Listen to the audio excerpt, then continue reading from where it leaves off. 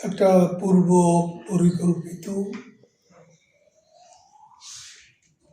রাজনৈতিক উদ্দেশ্য প্রণোদিত পূর্ব নির্ধারিত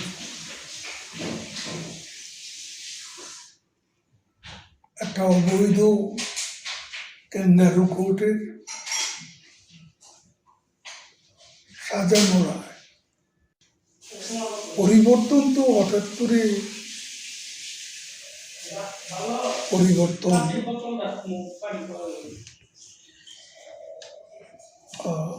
আসে না। এটা ইমিডিয়েট একটা ইম্প্যাক্ট আছে, যেটার একটা সুদূর প্রসারী আফটার ইফেক্ট আছে। রায় ঘোষণার পরে আওয়ামী লীগের মধ্যে কি প্রতিক্রিয়া দেখছেন? আমরা এটা একটা হাস্যকর রায়, সাজানো রায়। আমরা আগেও বলেছিলাম এখানে আমাদের নেত্রী প্রধানমন্ত্রী শেখ হাসিনাকে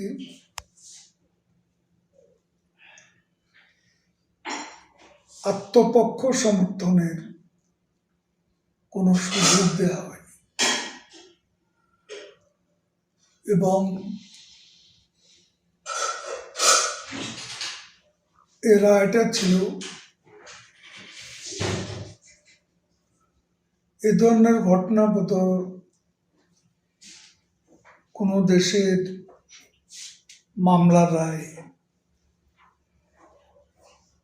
ইন অ্যাবসেন্সিয়া মৃত্যুদণ্ড দেওয়া, এরকম একটা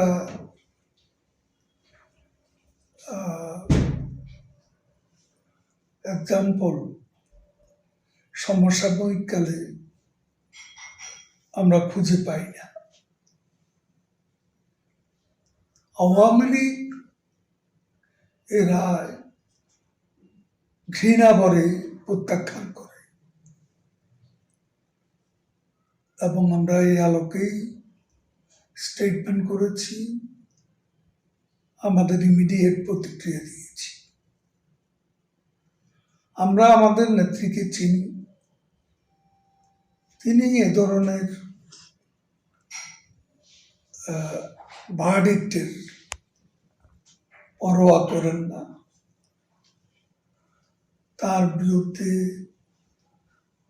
জাতির পিতা বঙ্গবন্ধুর বিরুদ্ধে অনেক ষড়যন্ত্র হয়েছে অতীতে। ষড়যন্ত্রমূলক মামলায় পাকিস্তান উপনিবেশিক আমলে সে বঙ্গবন্ধুকে ফাঁসি দেওয়া হয়েছিল, এমনকি তার জন্য জেলের অভ্যন্তরে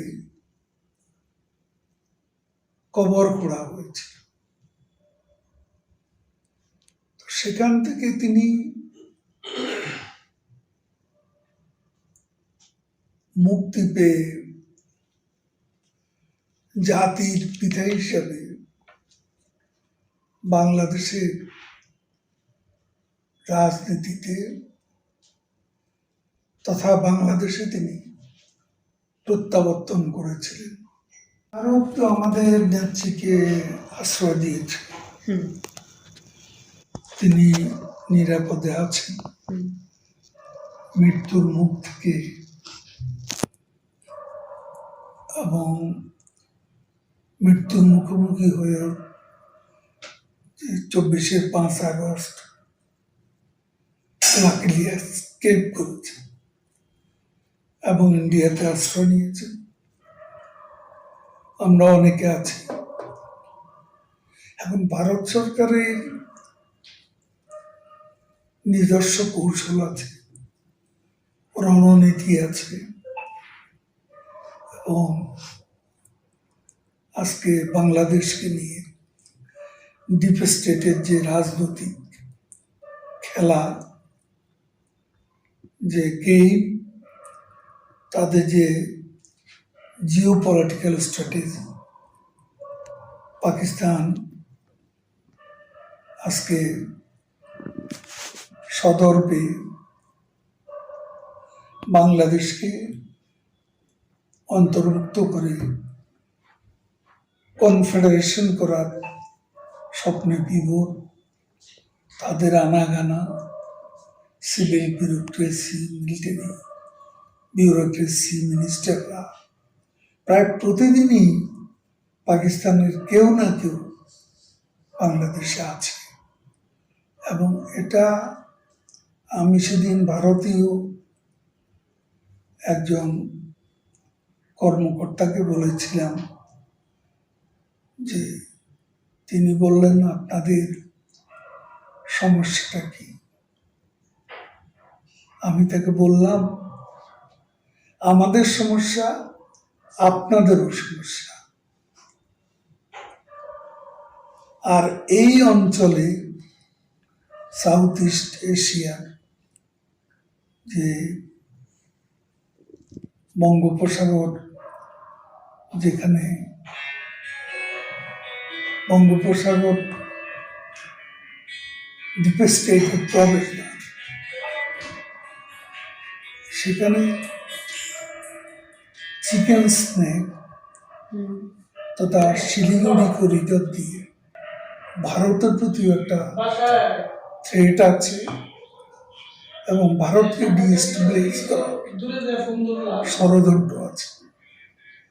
এই হিসাবে ভারতের অভিজ্ঞ প্রাজ্ঞ নেতারা তাদের সিকিউরিটি, তাদের ইন্টেলিজেন্স, তারা নিজেদের স্ট্র্যাটেজি নিজেরাই ঠিক করবে।